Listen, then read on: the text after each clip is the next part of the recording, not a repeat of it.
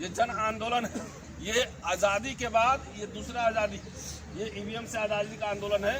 नहीं तो डेमोक्रेसी जो है आपका हाईजैक है। आपको आपकी वोट की जरूरत नहीं है, मशीन से वोट ले लेगा, सरकार बना लेगा, आप जनता की कुटाई भी करेगा।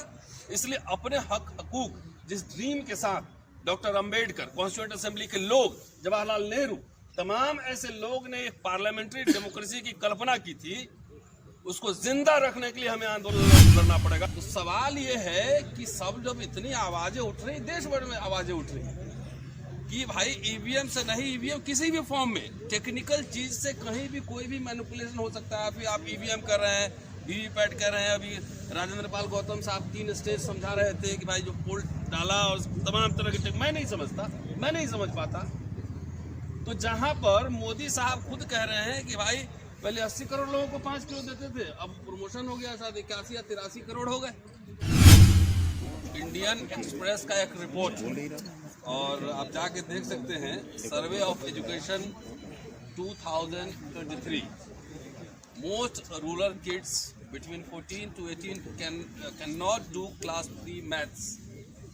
25% can't read. 56.7% teens could not do simple division. ये सर्वे है, ये पूरे सरकारी सर्वे ऑफ एजुकेशन 2023। ये विश्व गुरु का दावा हो रहा है और इसकी हालत है। क्या लोग इनको वोट दे रहे हैं कि आओ मेरे बच्चों को निरक्षर बनाओ? इसके लिए वोट दे रहे हैं लोग कि आओ हमारे रोजगार छीन लो, इसके लिए वोट दे रहे हैं। सारे आंकड़े आ रहे हैं। गुजरात में विमेन के अगेंस्ट जो वायलेंस है पिछले 5 साल में डबल हुआ है, इसलिए लोग वोट दे रहे हैं कि आओ मुझे पीटो। सीधा और सीधा ये इसलिए कह रहा हूं कि ये बात नहीं है कि इलेक्शन कमीशन अपना काम नहीं कर रहा है। इलेक्शन कमीशन खूब अपना काम कर रहा है। जैसे आप ईवीएम डाल के वीडियो डालते हैं, नीचे आ जाता है इलेक्शन कमीशन का नोटिस आ जाता है, सब कुछ ठीक ठाक है। तो सब कुछ ठीक ठाक है तो आपको एक्सप्लेनेशन देने की क्या जरूरत? भाई साहब, मैं हिस्ट्री पढ़ाता हूँ, अब हमसे कहो कि ईवीएम हैक करके दिखाओ तो मैं तो नहीं दिखा सकता। जिसकी बंदरी वही नचावे। अगर इलेक्शन कमिश्नर जो है, अगर वो हिस्ट्री पढ़े होंगे या मैकेनिकल इंजीनियर नहीं होंगे, मोटर के इंजीनियर नहीं होंगे, और उनको ये कहें कि आप कार का इंजन खोल के उसको फिर से फिट कर दो, कर देंगे?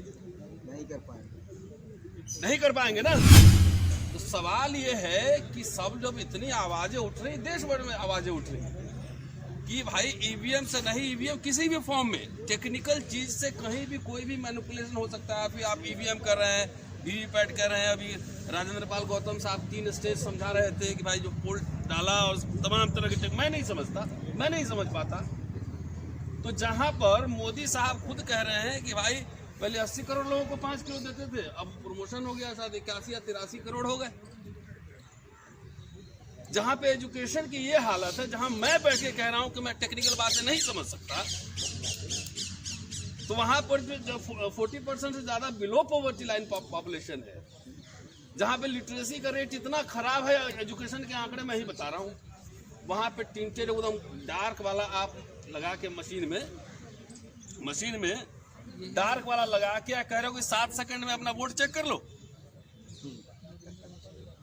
ये भारत अगर सबसे बड़ी लोकशाही है तो ये दुनिया के सबसे बड़ी डकैती है। और मैं तो सीधा और सीधा पहले इलेक्शन कमीशन ही संवैधानिक संस्था है, संवैधानिक संस्था को संवैधानिक तरीके से काम करना चाहिए। इलेक्शन कमीशन को क्या दिलचस्पी है बार बार वो एक्सप्लेनेशन देने की, और बार बार ये क्या दिलचस्पी आ रही है? साथियों, सीधा और सीधा हेराफेरी है। और नहीं तो कोई दुनिया की कोई ऐसी सरकार इतना कॉन्फिडेंट नहीं हो सकती है जहां पे मजदूर परेशान है, किसान परेशान है, छात्र नौजवान परेशान है, खिलाड़ी परेशान है, सब परेशान है। तभी कह रहा है 400 पार। तो इलेक्शन कमीशन की एक मर्यादा होती है। जब टीएन सेशन थे तो उस समय लगा कि इलेक्शन कमीशन कोई संस्था है, लेकिन आज तो ये लग रहा है कि सरकार के बिहाफ पे इलेक्शन कमीशन खुद ही काम कर रहा है। इलेक्शन कमीशन को ही चुनाव लड़ना है, ऐसा लग रहा है। साथियों, किसी भी कीमत पर, और देश में जितने बहुत सारे जगह से फोन हमें सब लोगों को आ रहे हैं। एक एक्शन प्रोग्राम आपका इन्होंने बता ही दिया है कि जितने सारे लोग इसमें आना चाहते हैं इस मोर्चे से जुड़े। और ये मैं एक बात और मैं कहना चाहता हूं कि अपनी स्वायत्ता भी रखें, अपने संगठन का झंडा बैनर लगाएं, जो यहाँ से एक ड्राफ्ट तैयार करके दिया जा रहा है, जो गूगल फॉर्म और ज्ञापन, उसको अपने संगठन की ओर से भी भरे। ये this is a people's movement.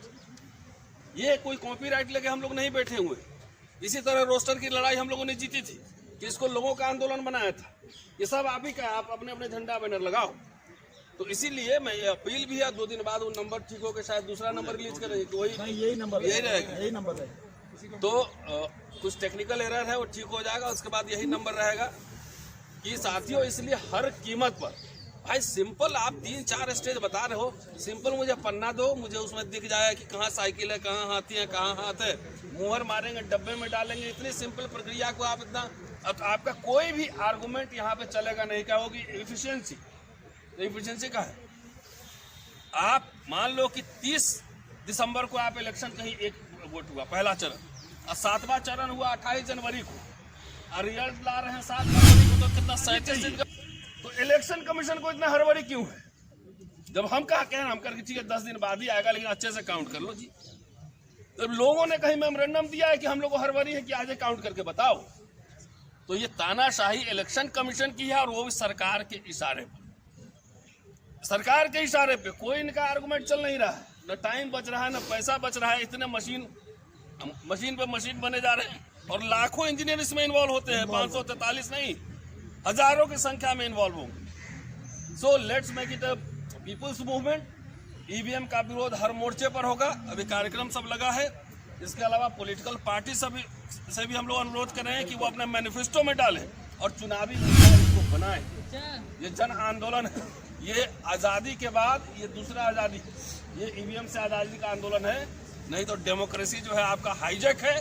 आपको आपकी वोट की जरूरत नहीं है, मशीन से वोट ले लेगा, सरकार बना लेगा, आप जनता की कुटाई भी करेगा।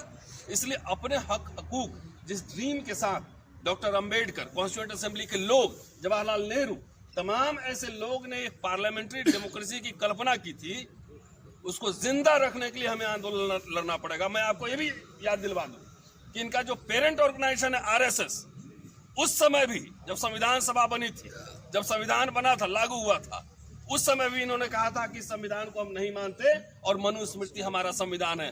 वही लोग आज हुकूमत में है, वही लोग हुकूमत में है। पेगासस कहाँ गया? तो इसलिए दुनिया में जब सारी संस्थाएं तानाशाह हो जाए, पंगु हो जाए, तो बाबा साहब ने कॉन्स्टिट्यूशन का जो है ना शुरुआत जो है ना अल्लाह अकबर से, जय श्री राम से नहीं किया था। We the people of India, हम भारत के लोग। तो समझिए कि आपकी हकमारी हो रही है, आपके सारे राइट्स जा रहे हैं। तो हम भारत के लोग आओ संवैधानिक तरीके से सड़क पे लड़ेंगे, सड़क पे आंदोलन करेंगे।